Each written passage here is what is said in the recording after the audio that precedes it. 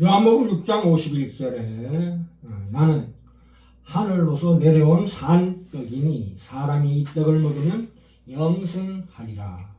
나의 줄 떡은 곧 세상의 생명을 위한 내 살이로라 하시니라. 해서 나는 하늘로서 내려온 산떡이니라는 말씀은 구약의 광야에서의 만나는 보이는 하늘에서 내려온 것이고요. 이 하늘로서 내려온 이 내려온이라는 헬라 원어는 현재 분사입니다.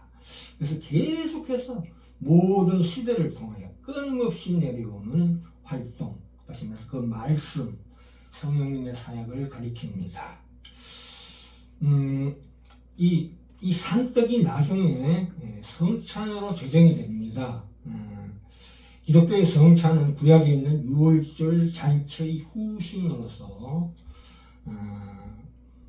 예수님께서 성찬을 제정하십니다. 그래서 하시면서 유월절 만찬을 잡수시면서 하시는 말씀이 누가복음 22장에 나옵니다.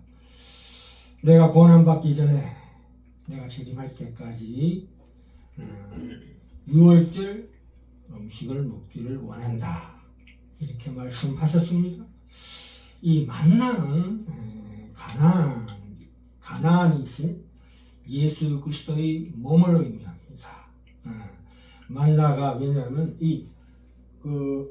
출애굽을 기준으로 해서 이 1년으로 예정되어 있었습니다. 광야를.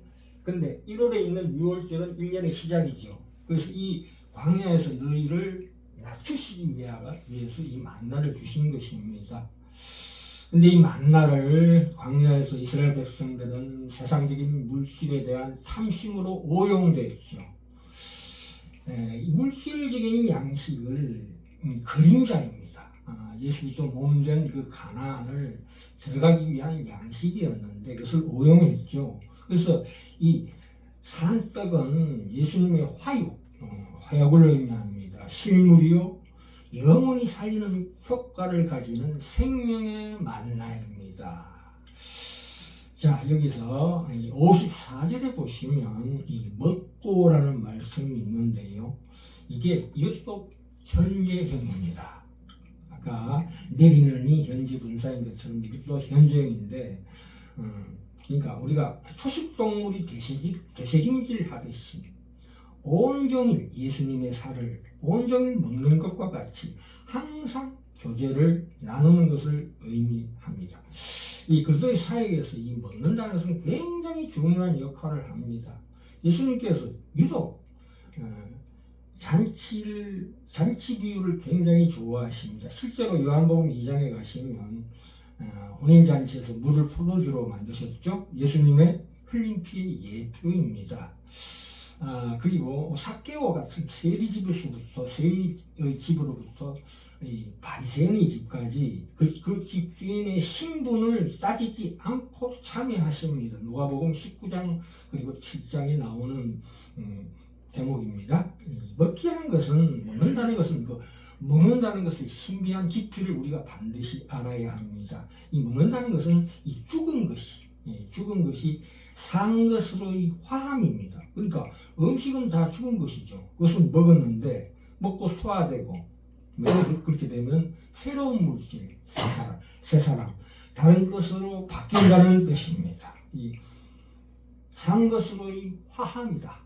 화채설은 아닙니다. 가톨릭 화채설은 결코 아닙니다. 더 고차원적인 더 포괄적인 어떤 현실 안으로 포섭합니다. 이렇게 이해하셔야 합니다. 이 먹기를 통해서 한 독립된 실체 우리가 말하자면 예수님 다른 실체 안으로 들어가는 것입니다. 화합하고 변모한다. 그 예수님께서 우리 안으로 들어오시는 것도 마찬가지죠. 한 존재가 다른 존재로 넘어가서 새로운 생명력으로 변환되는 신비입니다. 그야말로 참으로 거룩한 신비입니다. 그런데 참 독특한 것은 오직 인간만이 하나님께서 받은 이 음식과 생명에 대해 하나님을 송축하는 제사장적 존재라는 것입니다. 하나님께서 이 온 세상을 우리에게 주셨습니다.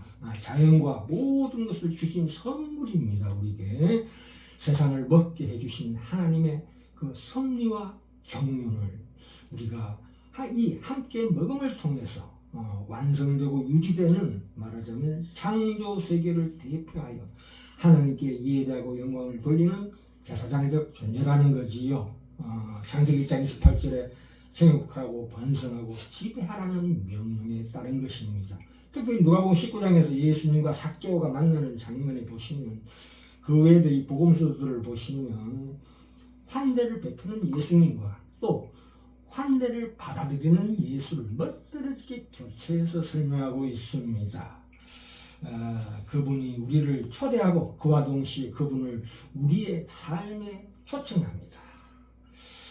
말 그대로 그분을 우리 몸 안으로 받아들인다는 거지요. 그래서 예수님께서 삭개오를 환영하고 또 우리를 환영하는 데 사용하는 방법이 무엇입니까? 너의 집으로 나를 초대하지 않겠느냐, 이런 말씀하셨죠. 예수님께서 우리의 잔치, 그들이 잔치에 간 것은 그들에게 예수님이 흘린 피와 뗀 떡, 산 떡을 주는 제물로 간 것입니다. 사도행전 10장 41절에도 나오지요. 사도들이 부활한 예수님을 선포하면서 자신들을 가리켜 죽은 자 가운데서 부활하시고 그를 모시고 음식을 먹은 증인이다, 음식을 먹은 증인이라고 주장하는 것이, 이것이 왜 중요한 문제가 되는지 반드시 우리가 이해할 수가 있습니다.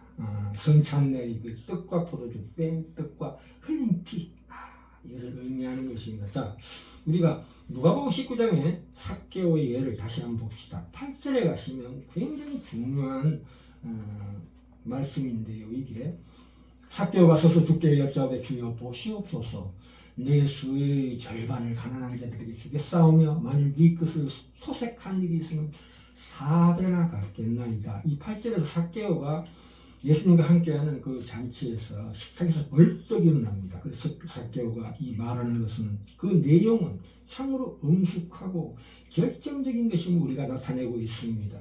내 소유의 절반을 가난한 자들에게 주겠다라는 것은 합당한 회개의 열매를 맺는 것입니다. 그리고 반은 남겨둔 것은 이 하반절 봅시다. 만일 네 것을 토색한 일이 있으면 4배나 갚겠나이다 해서, 이 만일이라는 말은 이 관계 접속사입니다. 헬라어 본문은 무엇이든지로 해석할 수 있습니다. 만일이 무엇이든지, 왜냐하면 그러니까 내가 빼앗은 것은 무엇이든지 갚겠다는 것입니다. 누구의 것을 빼앗았는지 본인이 너무나 잘 알고 있다는 암시를 주고 있습니다. 이 토색한 거죠.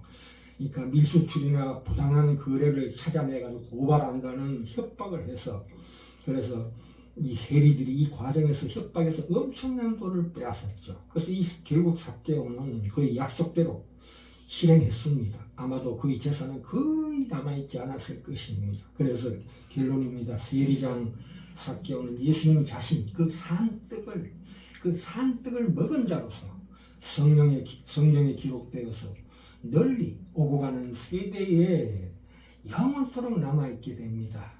산떡이 삭개오의 집, 산떡이신 예수님께서 삭개오의 집, 그 죄인들이 우글거리는 곳으로 들어가서 이미 이 성찬례, 나중에 완성될 것이지만, 결론이 날 것이지만, 이미 이 복음서에서 피와 살을 떼어주셨다, 이런 것입니다. 그래서 오늘 제목이 무엇입니까? 예수님은 산떡이십니다. 예수님과 함께하는 잔치는 예수님의 피와 살, 산떡을 먹는 시간이다. 그래서 항상 우리가 말씀하십니다. 네 집으로 나를 초대하지 않겠느냐. 예. 바리새인들이 너희 선생은 어떻게 그 사람의 집주인의 신분을 따지지 않고 무조건 잔치에 참여하는 것을 원하느냐 하는 말을 듣습니다. 제자들이. 왜냐하면 예수님께서는 자기 자신을 제물로 드리는 그 잔치를 통해서 우리 모두에게 산떡을 먹는 시간을 주시기 위해서입니다.